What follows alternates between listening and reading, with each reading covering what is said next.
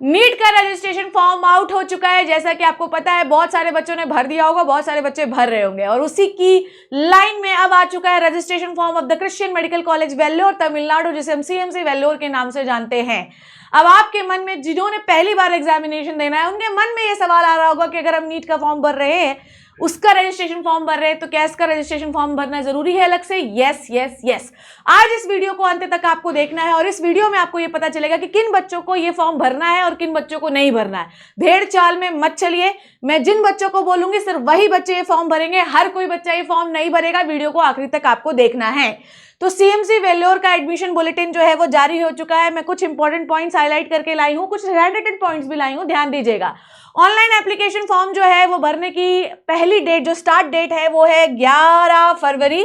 11 फरवरी को आपका admission form जो है वो है आउट हो चुका, और उसकी आखिरी डेट जो है सबमिशन की वो है 28 मार्च, और 1 अप्रैल तक आप अपने सारे सपोर्टिंग डॉक्यूमेंट्स को, जो कि एनेक्सर नीचे लगे हुए हैं, उन्हें भी सबमिट कर देना है। आपको ये 2 इंपॉर्टेंट डेट्स को याद रखना है, दैट इज 11 फरवरी और 28 मार्च। 11 फरवरी से शुरू होगा, 28 मार्च पे खत्म होगा। वीडियो को मैंने बोला आखिर तक देखना है, मैं बता दूंगी किनको भरना है और किनको नहीं भरना है। अब उसके बाद जो चीजें इंपॉर्टेंट है वो देखिए।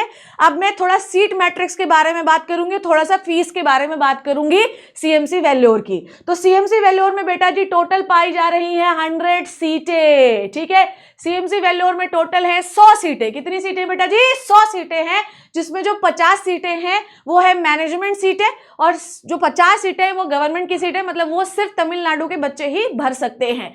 अब 50 सीटों में तुम्हारे लिए कितने हैं? ऑल इंडिया काउंसलिंग से ओपन कैटेगरी के लिए मात्र 2 सीटें हैं, और अगर आप क्रिश्चियन हैं ऑल इंडिया काउंसलिंग से आपके लिए 38 सीटें, और अगर आप सीएमसी वेल्लोर के ही कोई स्टाफ मेंबर के बच्चे हैं तो आपके पास हैं 10 सीटें।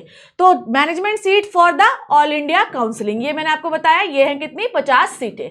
और 50 सीटें जो है वो सिर्फ उन लोगों के लिए है जो कि हैं तमिलनाडु के बच्चे, ठीक है। अब देखिए 30 सीटें जो है वो रिजर्व की गई हैं तमिलनाडु के हर कैटेगरी के बच्चे के लिए, और 20 सीटें जो हैं वो रिजर्व की गई हैं क्रिश्चियन प्लस तमिलनाडु के बच्चे के लिए। तो मैं अब आपको ये बताने वाली हूं कि किन बच्चों को ये फॉर्म भरना चाहिए। पहला, वो हो अगर क्रिश्चियन तो बहुत अच्छी बात है, उसको दोनों से फायदा मिलेगा, उसको स्टेट से भी फायदा मिल सकता है, और अगर वो स्टेट से नहीं भर पा रहा है पर ऑल इंडिया काउंसलिंग से भर रहा है उसको फायदा मिलेगा, और अगर वो तमिलनाडु का है तो सोने पे सुहागा है। और मैं पहले ही बता दे रही हूं कि इस कॉलेज का जो कट ऑफ है वो 670 से 680 जाएगा।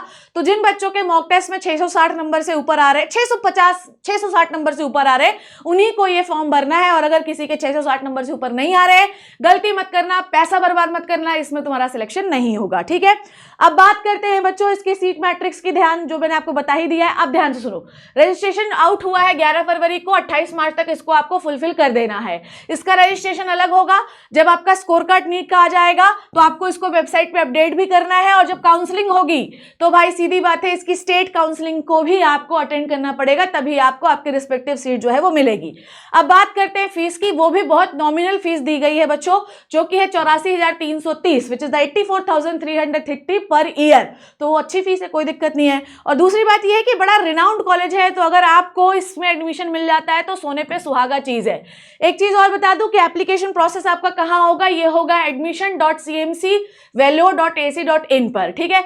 आपको अपना जो फीस पेमेंट करना है वो क्रेडिट कार्ड, डेबिट कार्ड और नेट बैंकिंग से करना है। याद रखिएगा कि अगर आपने फॉर्म भर दिया है और अगर आप उसमें नहीं जाना चाहते या कुछ भी है, वो रिफंड नहीं होगा। तीसरी बात जो आपको याद, तीसरी वो जो भी बात है याद रखिएगा कि अगर आपने फॉर्म को इनकम्प्लीट किया वो ऑटोमेटिकली रिजेक्ट हो जाएगा, ठीक है। मतलब उसमें करेक्शन के चांस नहीं है बच्चों, मतलब कि हम फोन लगा लगा के बोल रहे हैं हमने डॉक्यूमेंट सबमिट नहीं किया, वो रिजेक्ट हो जाएगा।